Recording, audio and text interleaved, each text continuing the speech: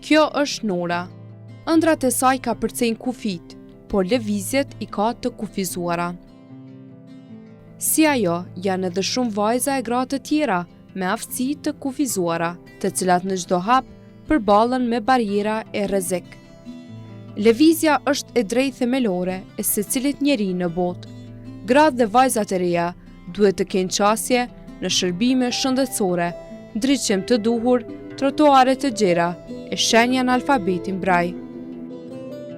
Sipas organizatës botërore të shëndetësisë, në vendet në zhvillim si Kosova, janë 7 deri në 10% persona me aftësi të kufizuara.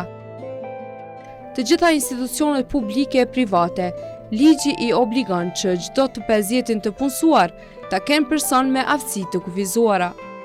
Pjesa më e madhe e grave dhe vajzave me aftësi të kufizuara janë të papuna dhe nuk gëzojnë për krahje institucionale.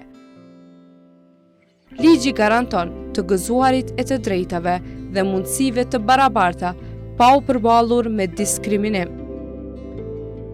Aftësia e kufizuar nuk pengon aftësi tjera. Secila grua mund të ngritet mbi kufizimet dhe të arrijë ëndrat e saj.